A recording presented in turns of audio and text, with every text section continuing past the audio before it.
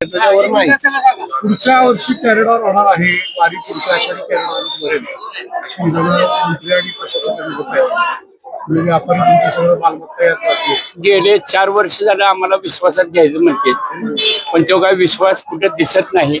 आम्ही विश्वास पुढे गेल्यावर मुख्यमंत्र्यांना सांगतो की विश्वास सापडलेला आहे, मग आम्ही त्यांच्याशी चर्चा करायला तयार आहे. माननीय मुख्यमंत्री यांच्याशी एकदा हेलिपॅडवर प्रयत्न केला होता भेटायचा, पण त्यांनी भेट दिली नाही.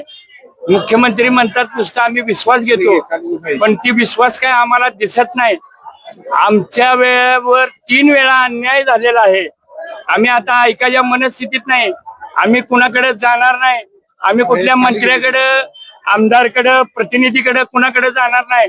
आमचं आंदोलन आम्ही स्वतः लढणार.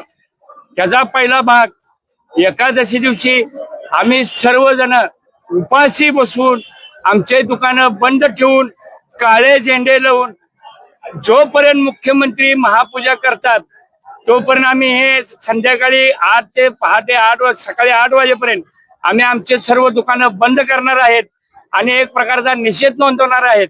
माझा वडील घर जागा देऊन मेला, माझा आजोबा दिवळ देऊन मेला, ह्याचा 1 रुपया सुद्धा तुम्ही मला महाराष्ट्र शासनाने दिला नाही. माझा मान सन्मान केला नाही. 1000 वर्षाची परंपरा, हजारो कोटी रुपयाची संपत्ती देऊन महाराष्ट्र शासन अजूनही मंदिरात कशा प्रकारे वागते ह्याचा एक अभ्यासाचा विषय. ह्या सगळ्या गोष्टीला आम्ही वैतागलेलो आहोत. आमचं जीवन मुश्किल झालेलं आहे.